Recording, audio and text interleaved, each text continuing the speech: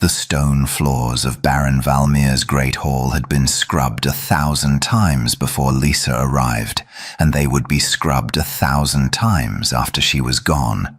She knew this. She counted on it. Her knuckles were raw. Her back ached in that deep, bone-level way that no amount of stretching could reach. Still, she kept moving the brush in slow, deliberate circles, methodical, quiet, invisible, exactly as planned. She sat back on her heels for a moment and pressed the back of her wrist to her forehead, catching her breath without making a sound. 8 months. 8 months of cold stone and borrowed silence and careful watching. 8 months to get this close. The castle had felt different since morning. Sharper, faster. Servants moved through the corridors with the tight-shouldered urgency of people who knew someone important was arriving, someone whose opinion of the hall's cleanliness actually mattered. Fresh rushes had been laid in the antechamber. The Baron's best silver had been brought out and polished twice. Lisa had counted 4 different footmen carrying wine up from the cellars since dawn. She had learned to read this place the way she had once learned to read her father's face, by watching what people tried to hide. "You girl!" The voice cracked across the hall like a whip. Mistress Ordwin, the head housekeeper, stood in the arched doorway with her arms folded and her thin mouth pressed flat. She had the particular expression of a woman who had survived 2 decades of the Baron's household by making other people miserable first. "His lordship's treasury is to be prepared for receiving, candles lit, floors cleared, the eastern alcove set for display. You're to assist Henrik, then report to the kitchens before the evening bell." Lisa lowered her chin. "Yes, mistress." The footsteps receded. The hall breathed again. Lisa returned to her scrubbing, but her mind was already moving ahead, through the corridor, past the iron door she had memorized, to the eastern alcove and the locked cabinet she had not yet found a reason to stand near long enough to study. Important guests meant the Baron's attention would be stretched thin and pulled in directions that suited her. Distraction was the only currency she had ever been able to afford. Before we continue, please hit the subscribe and like button and tell me which city you're tuning in from. I love to know where this story found you. Now, let's dive in. Her father had been publicly executed 12 years ago. Traitor, they called him. A man who had tried to betray his liege lord for coin. Lisa had been 11 years old, small enough to be overlooked in the crowd, close enough to see his face. He had not looked guilty. He had looked like a man who had found something he wasn't supposed to find, and had not run fast enough. The night before the soldiers came, he had pressed something cold and small into her hands. A silver ring, delicate and precise, etched with a wolf crest she had not recognized until years later. "Trust no baron," he had told her, voice barely above breath, "especially Valmir." She wore the ring on a cord beneath her dress. It had touched her sternum every morning for 12 years. 6 months ago, Yushi had finally found something to follow. A name buried in a merchant record, a record that placed her father's last known contact in Valmir's household the season before his arrest. She had started packing within the hour. Now she was here. Now she was close. The treasury was in the cellar, behind 3 locked doors. She had managed 2 of them already, on a night 2 weeks past when a kitchen fire had drawn the guards to the east wing. The 3rd door had not yielded, but she had seen enough to know that what she needed was inside. Account books, correspondence, proof that her father had not stolen anything, proof that he had simply known too much. Tonight, with the Baron performing for guests, the lower halls would be quieter. "Girl." A different voice this time, a kitchen maid, breathless, clutching the doorframe. They're saying it's the Alpha King. Cook wants everyone to the Great Hall. Now, move. The clay pitcher nearly slipped from Lysa's fingers. The Alpha King. She steadied her grip and followed the rush of servants toward the Great Hall, pulse hammering low, and even the way it always did when something changed too fast. The Alpha King had not been seen in this region in years. He had no reason to come to a minor baron's holding on the Western Road, unless he did. The Great Hall doors swung open ahead of her. Baron Valmir stepped forward, his broad face arranged into welcome, his small dark eyes calculating something she couldn't read. "Your Majesty," he announced, spreading his arms wide. "I will grant you any wish." Lisa moved to the edge of the room. She kept her eyes down. She did not see the king look past the gold. She did not see him raise his hand. She only felt the silence, sudden, total, wrong, before someone nearby whispered her name, and then the baron's voice, stunned and strange. Her. The room had not moved, but something inside it had shifted. Lisa kept her eyes down and her breathing even. She had survived 8 months in this household by being exactly what no one wanted to look at. A grey dress, braided hair, a pitcher of clay that cost less than the floor it stood on. She had made herself into furniture, and furniture did not get chosen by kings. And yet... "Her," the Baron said again. And this time, it wasn't a question so much as a thing he was turning over in his hands, trying to find where it had gone wrong. "The Maid," King Alaric confirmed. His voice was even, unhurried, the voice of a man who rarely repeated himself and knew it. "I choose her." Valmir's practiced smile tightened at the corners. "Your Majesty, surely..." He spread his hands, gesturing toward the room around them, the silver on the tables, the stacked relics in their velvet cases. "You have your pick of anything within these walls. Land deeds, coin reserves. I have a collection of Varenthian steel that even the royal armory has not. I have made my choice." The Baron stopped talking. Lysa made herself walk forward, one step, then another. The pitcher was steady in her hands because she willed it to be, and her face was blank because she had practiced blank until it cost her nothing. She crossed the distance between the edge of the room and the place where the king stood, and she kept her gaze at the level of his chest. Then the warmth hit her. It was not heat from the torches. It was something else. Something low and strange, a pull at the center of her ribs like a lodestone finding north. She nearly stopped walking. She didn't. She came to stand at the edge of the king's shadow and fixed her eyes on the floor and breathed. "You may lower the tray." She set it down on the nearest table. The king did not step away. If anything, he stepped slightly closer. And when he spoke again, his voice dropped. Not whispered exactly, but pitched for her ears alone, beneath the ambient shuffling of guards and the Baron's strained attempt to recover his composure. "You've been searching the treasury." Her pulse spiked hard. She did not let it reach her face. "I don't know what you mean, Your Majesty." His gaze dropped briefly, not to her face. Lower. To the neckline of her dress, where the cord disappeared beneath the fabric. She felt the ring press against her sternum as though it had suddenly remembered it was there. Something moved in his expression. Not surprise, something older than surprise. "You wear his crest," he said quietly. The floor felt less solid than it had a moment ago. She said nothing. There was nothing to say that would not cost her everything. It was Valmir who filled the silence, and she would spend a long time afterward deciding whether that had been a mercy or the beginning of her undoing. "Your Majesty," the Baron said, moving closer with the careful energy of a man trying to redirect a river. "Perhaps I should explain. The girl, she is Captain Rowan's daughter." The name dropped into the room like a stone into still water. She heard it ripple. felt the guards shift, felt the temperature of the air change in some way she couldn't name. King Alaric's jaw tightened. It was the first expression he'd let fully through. Valmir pressed on, his voice smoothing into something almost reasonable.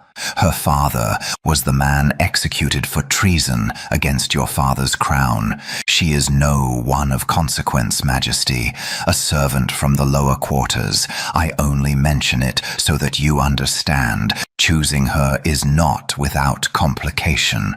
I am not unfamiliar with complication, the king said. The northern clans are already restless, Valmir continued, quieter now, harder. I have offered you my loyalty, my resources, my full cooperation against the rebellion. In exchange, I need your protection. That arrangement requires trust, Your Majesty. And trust requires what? Exactly. The Baron's mouth closed. Alaric turned back to Lysa then. He looked at her the way she imagined men looked at things they intended to keep, not with hunger, but with a kind of settled certainty. Then she is mine. 3 words, quiet as a verdict.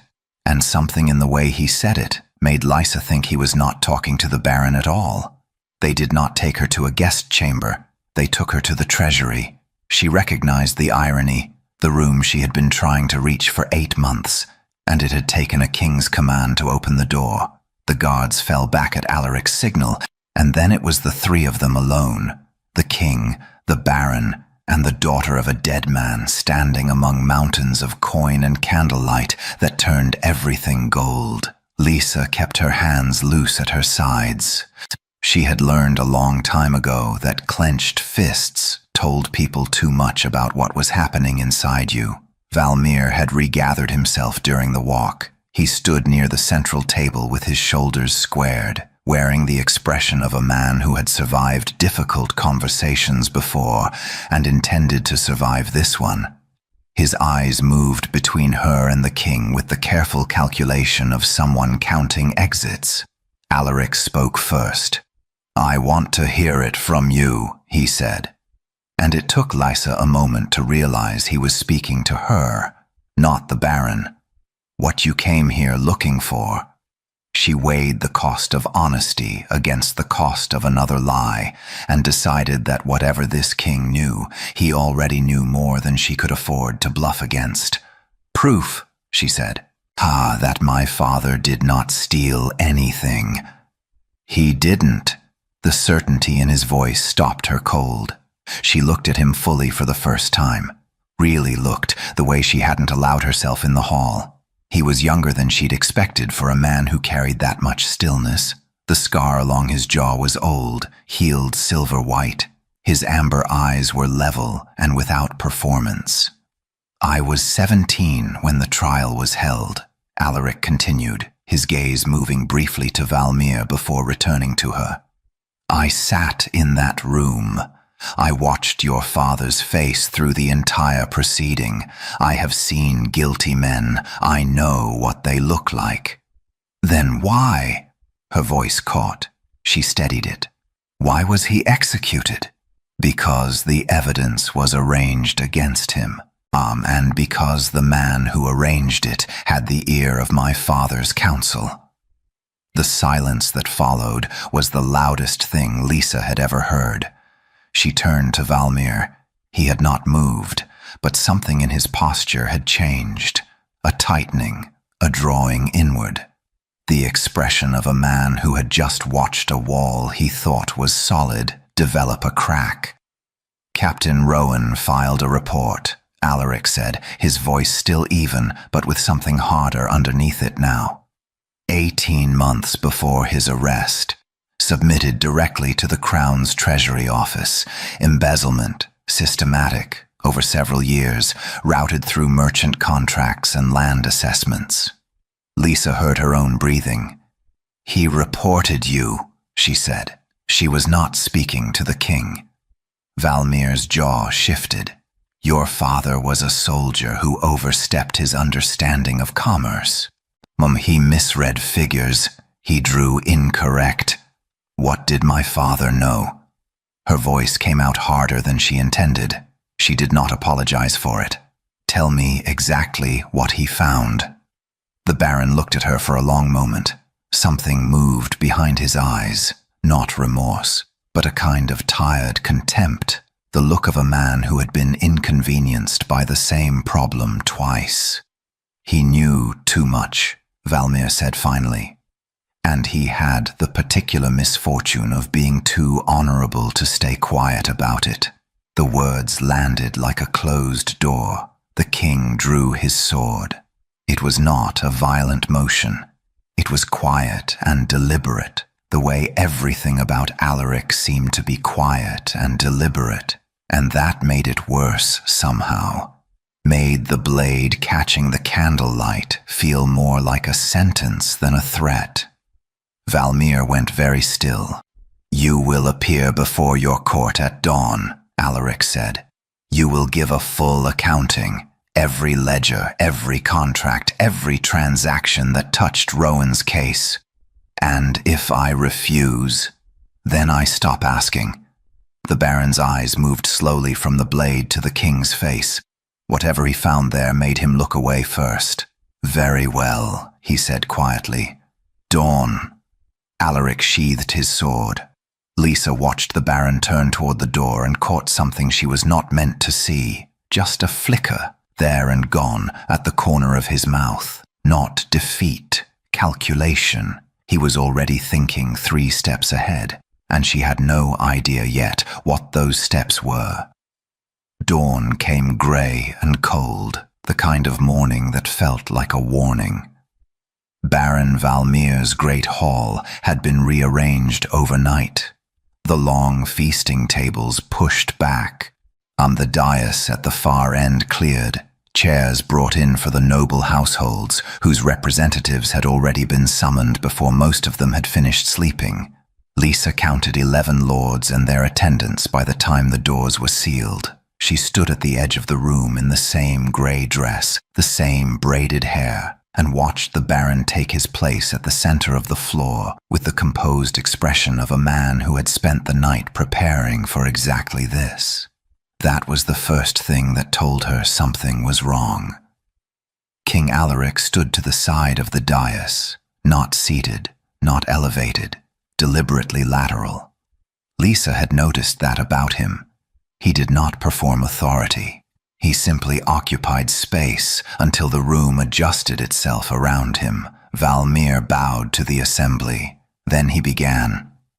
"My lords," he said, his voice carrying the particular warmth of a man addressing friends, "I have asked you here this morning because integrity demands it, because whatever my failings, I will not allow them to become secrets."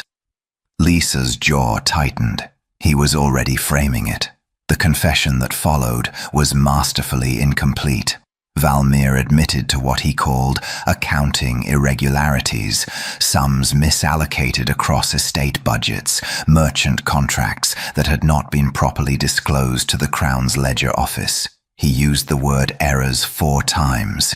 He used the word oversight twice. He referenced his late treasurer, a man 2 years dead who could not contradict a single syllable. He did not once say Rowan's name. When a lord near the front asked directly whether the confession bore any relation to the captain executed 12 years prior, Valmir's expression moved through something that looked, from a distance, almost like sorrow. "Captain Rowan was a good soldier," he said carefully. "Whatever conclusions he drew from incomplete information, I believe he drew them honestly. His errors of interpretation were his own. I bear him no ill will." Errors of interpretation. The room shifted.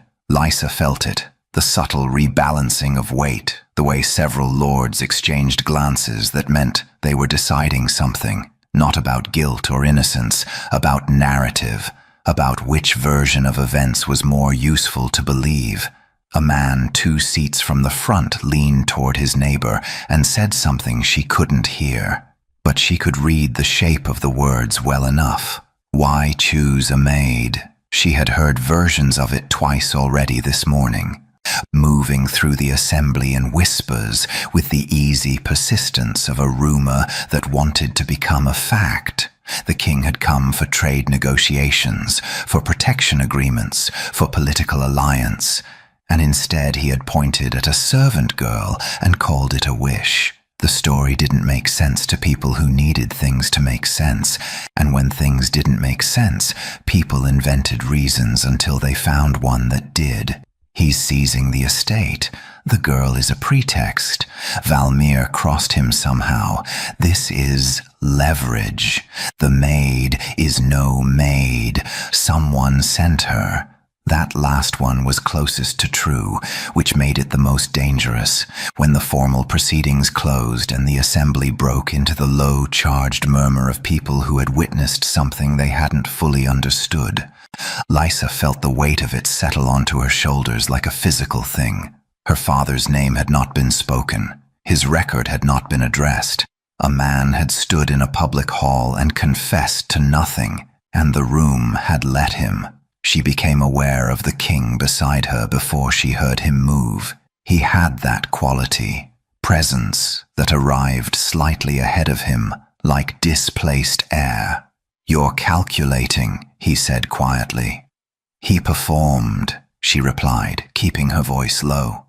Everything he said was designed to make the real confession impossible to demand without looking like persecution. Yes.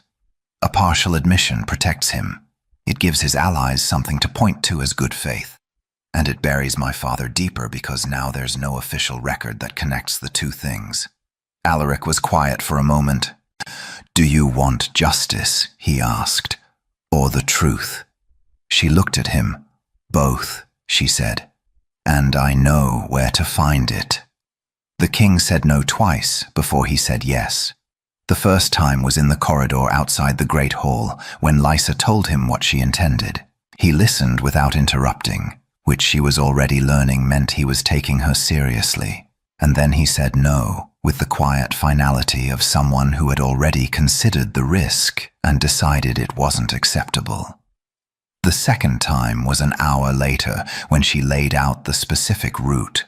The servants' passage behind the east kitchen, the hollow section of wall on the second landing she had found in her third week, the fact that the Baron's private study had a different lock than the treasury, and she had spent 6 weeks finding its weakness.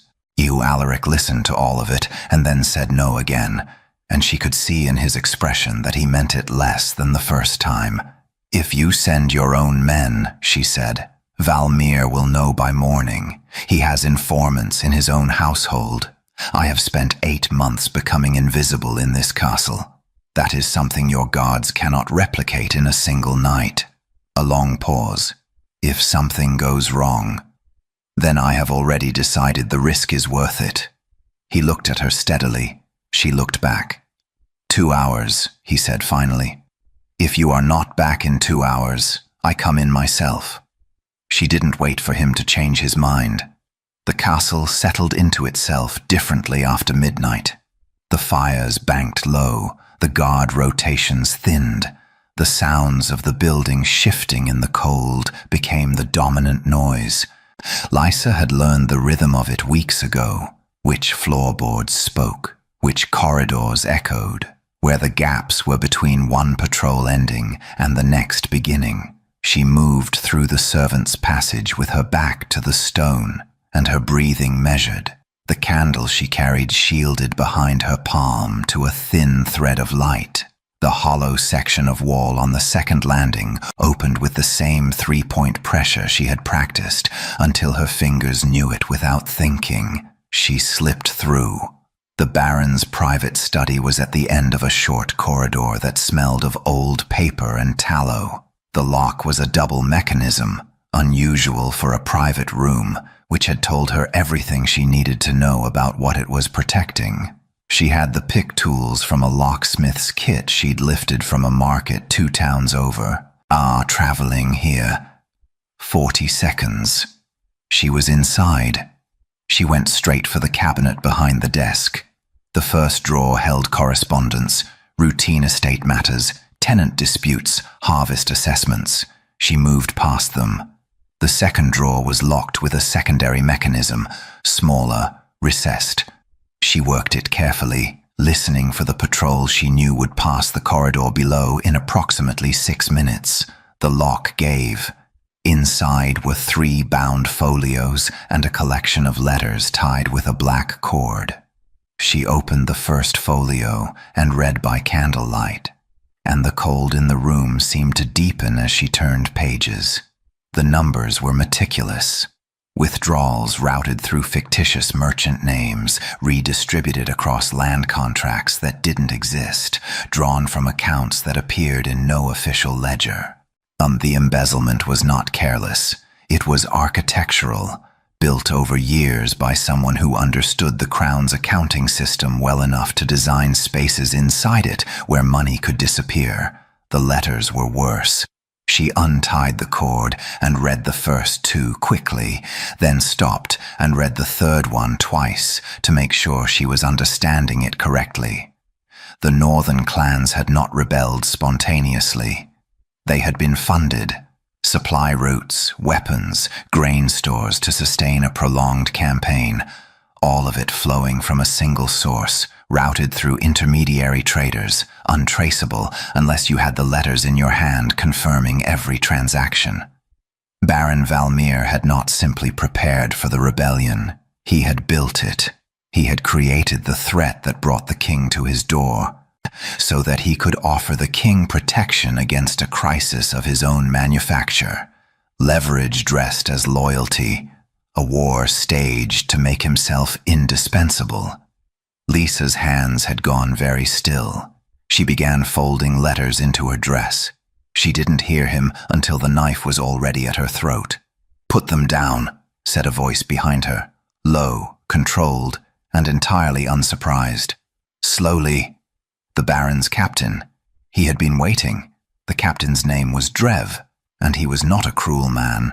Lisa had observed that much in 8 months. He followed orders with the particular efficiency of someone who had decided, long ago, that the shape of his loyalty mattered less than its consistency. He held the knife steady without pressing it into her skin, which told her he was waiting for instruction rather than acting on his own judgment, which meant someone had told him she was coming. She kept her hands visible and her breathing slow and thought about the letters still folded against her ribs. They moved her to the great hall. It took less than 20 minutes for the room to fill, guards first, then the Baron's household retainers, then Valmir himself, dressed with a completeness that confirmed he had not been asleep. He stood at the center of the hall and looked at her with the expression of a man who had just watched a gamble pay out. Alaric was already there. She didn't know how he had known, only that he was standing near the far wall with 2 of his own guard at his shoulders, and the stillness about him that she was learning meant he was angry in a way he was not yet choosing to express. His eyes moved to her throat where Drev's knife had been, then to her face. She gave the smallest shake of her head. "I'm unhurt." Something in him settled, fractionally. "A straightforward situation," Valmir said, addressing the room with the ease of a man on familiar terrain. "My captain found this woman in my private study, in possession of documents she had no right to access. Under the laws of this holding, that constitutes theft. Under Crown law, given the sensitivity of what she was carrying." He paused, letting the weight of the next word land deliberately. "It constitutes treason." The murmur that moved through the assembled guards was exactly what he wanted. "I am prepared to be lenient," the Baron continued. "The girl is young. Perhaps she was acting on someone else's instruction." His eyes moved briefly, pointedly, to the king. "I ask only that the documents be returned to my keeping, and the matter will be considered closed. And if they are not returned, then I bring charges against her." Another pause. "Tonight." Lisa watched Alaric's face and saw the geometry of the trap being laid out in his expression. The moment he understood it fully, all its angles. Hand over the evidence, and Valmir walked free, his manufactured rebellion intact, the letters buried again. Refuse. And Lysa faced a treason charge in a holding where Valmir controlled the court, the guards, and the morning's narrative. Political leverage against a woman's life. It was, she had to admit, elegantly constructed. The silence stretched. She could feel the room calculating alongside it. Lords' representatives who had stayed after dawn, guards whose allegiances ran in complicated directions, servants in doorways who would carry whatever happened here through the castle by morning. Alaric took 3 steps forward, not toward her, toward Valmir. "You offered me any wish," he said. His voice was not raised. It didn't need to be. "I chose her. I do not bargain what I claim." Valmir's expression shifted.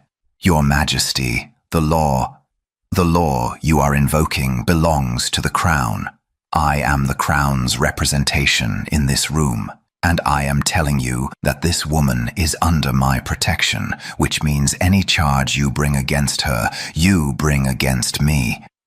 The Baron's composure developed its first genuine crack. "You would sacrifice a political alliance for a servant. I would sacrifice a corrupt alliance for an honest one every time." What happened next happened fast. Drev moved, not toward Lysa, but toward the king. And that was the miscalculation that unraveled everything, because Alaric's guards were already moving before the captain had taken 2 steps, and the room dissolved into the controlled chaos of men who had trained for exactly this, and men who hadn't. Lysa didn't wait. She knew the hall's edges better than anyone in it. She went left, through the servants' access behind the tapestry, through the narrow corridor that ran parallel to the kitchens, and she ran, not away from the castle, but toward the king's carriage in the outer yard, where his second guard had been stationed since arrival. She reached him breathing hard, the letters still pressed against her ribs, still intact, still enough. The northern clans arrived before dawn. Lysa heard them first, not the sound of an army exactly, but the sound of a landscape changing. The distant percussion of hooves and iron that the castle walls couldn't entirely swallow. She was in the outer yard with Alaric's second guard, a weathered man named Court, who had taken the letters from her without a word and locked them in the carriage strongbox with the efficiency of someone who had been trusted with important things before.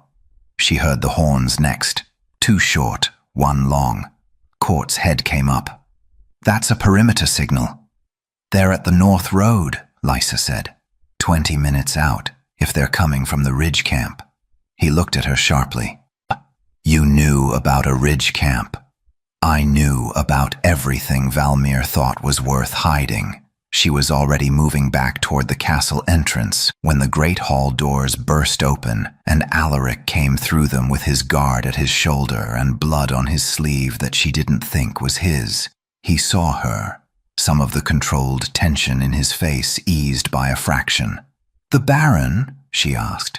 "Retreated to the inner wing. His captain is contained." His eyes moved to the north wall where the horn signal was still echoing. "How many?" "I don't know numbers, but I know they've been supplied for a sustained campaign. The letters confirmed grain stores and weapons caches." She paused. "There's a secondary gate on the castle's eastern side. It's old, not on the official plans, but it's been kept clear. If Valmir staged this, he staged an exit for himself too." Alaric held her gaze for one deliberate moment. "Show me." The castle's household had fractured along the lines that fear always revealed. The Baron's personal retainers had retreated inward, calculating survival odds. The crown-loyal guards were moving to defensive positions, and in the middle of it all, approximately 40 servants, kitchen staff, chambermaids, stable hands, were standing in the inner corridor with nowhere to go and no one telling them anything. Lysa found them on her way to the eastern passage. She stopped, She thought of 8 months of grey dresses and lowered eyes and the careful practice of being forgettable. Then she thought of her father, who had been too honourable to stay quiet. "Listen to me," she said, and her voice came out steady and certain in a way that surprised even her. The cellar storage rooms on the south side have stone walls 4 feet thick and a single iron door that bolts from the inside. You will be safer there than anywhere else in this building. Take whatever food you can carry from the kitchens on your way. Go now and go quickly. A beat of silence. Then the head cook, a broad woman named Pira, who had never once acknowledged Lisa's existence in 8 months, gave a short nod and started moving, and the rest followed. Lisa moved on. The eastern passage was where she'd known it would be, a low archway behind a storage room, the door disguised as shelving until you knew to look for the seam. She brought Alaric through it and showed him the supply corridor beyond, the one that ran beneath the castle's east wall and emerged in the outer yard near the stables. "He'll use this," she said. "He'll take coin and whatever documents he hasn't surrendered, and he'll be gone before the fighting resolves. Then we close it from the outside." She showed him where. He gave the order to Court, who took 2 men and went. The battle for the castle's walls was brief and loud, and decided by the fact that the northern clans had been promised an undefended holding and found instead a king who had not arrived alone. By the time the sun was fully up, the outer yard was secured, and the clan leaders were being held for questioning in the barn, looking considerably less certain of their arrangement than they had been the night before. Alaric found Lisa on the eastern wall, watching the road. He stood beside her for a moment without speaking. "You commanded them," he said finally. "The servants. Someone had to." He said nothing else, but she felt his gaze on the side of her face, measuring something, the way he sometimes did, as though he was revising a calculation he thought he'd already finished. Below them, in the outer yard, one of Court's men was walking toward the wall with a report in his hand and urgency in his stride. They had found the eastern passage open. The shelving door was ajar. The Baron was already gone. He hadn't gone far. That was the thing about men who had spent their lives inside systems they controlled. They couldn't fully imagine existing outside them. Valmir had taken the eastern passage, crossed the outer yard, and made it as far as the treasury. Of course he had. Lisa found him there alone, stuffing coin purses into a travel satchel with the focused desperation of a man who had finally run out of moves but hadn't accepted it yet. A torch burned in the wall bracket. Gold light caught the edges of everything and made the room look the way it had on the night she arrived. Rich and sealed and indifferent. He heard her footsteps and turned. For a moment, he simply looked at her. Then something in his expression curdled into a familiar contempt, the kind that had probably kept him warm through a long career of difficult decisions. "The Maid," he said, not mocking exactly, something flatter than mockery. "Come to see the ending? I came to make sure you didn't leave before it." He turned back to the satchel. "Your father said something similar once. Stood in this room, in fact, very certain that righteousness was its own protection." He pulled the drawstring tight. "It wasn't." Her hands were steady at her sides. "Say it plainly," she said. "You've run out of audiences to perform for. Just say it." Valmir looked at her again. And perhaps because there was nothing left to lose, or perhaps because men like him always wanted someone to know, he said it. "I framed him. The report he filed would have ended me. 12 years of careful construction, dismantled by one honorable man who couldn't be reasoned with or bought. A short, mirthless sound that wasn't quite a laugh. I gave the Crown's investigator evidence that Rowan had fabricated the embezzlement claims to cover his own theft. It wasn't difficult. People believe what they're handed when it's handed to them with confidence. The treasury felt very small. "He died for telling the truth," Lysa said. "He died for telling it to the wrong people." Valmir lifted the satchel. "This is how power works, girl. It always has. The people who survive are the ones who understand that survival justifies the method. And the people who didn't survive, casualties of someone else's ambition, your father included." She heard the door behind her. Alaric entered without urgency, the way he did everything, and crossed the room until he was standing slightly ahead of her and to the left. Not in front of her, she noticed. Beside her. Valmir's eyes moved to him with the rapid calculation of a man running odds he already knew were bad. "Your Majesty." The Baron drew himself up with a remnant of his old composure.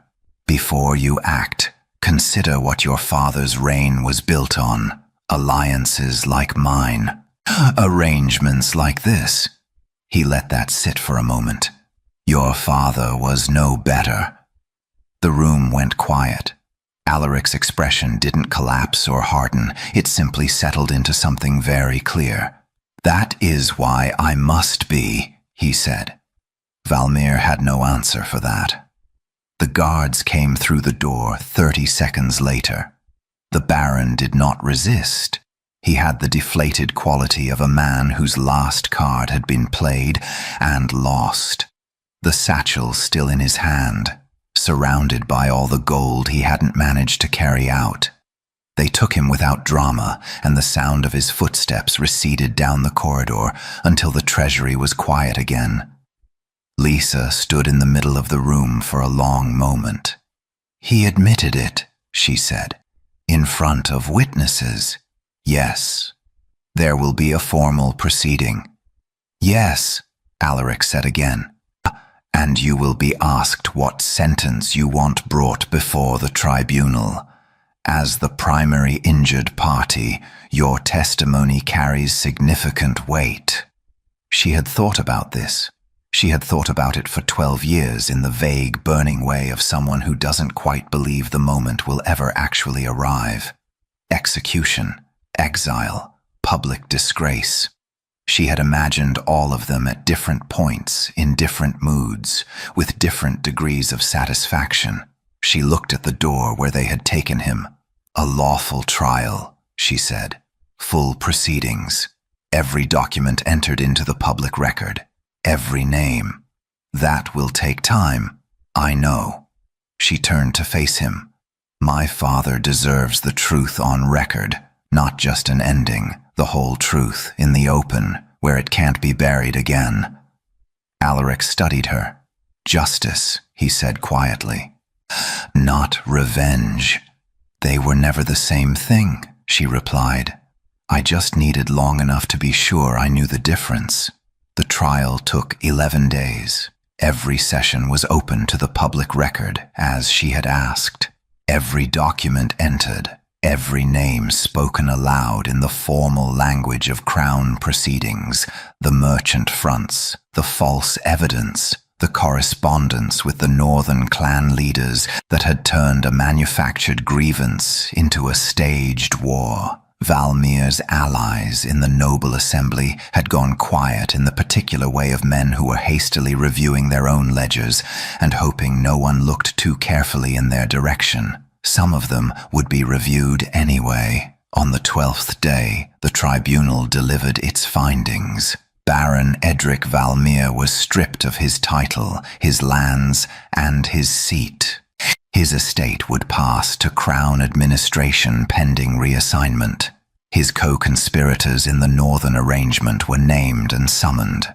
The clan leaders who had been paid to rebel rather than chosen to were offered terms, not lenient ones, but honest ones, which turned out to be something they hadn't encountered in long enough that several of them accepted within the hour, and Captain Aldrich Rowan, formerly of the Crown Guard, executed in the 12th year of the previous reign on charges of theft and treason, was formally exonerated. The record clerk read it without flourish, in the same flat procedural tone used for every other finding. Lisa sat in the gallery and listened to her father's name come out clean on the other side of a sentence, and she did not cry.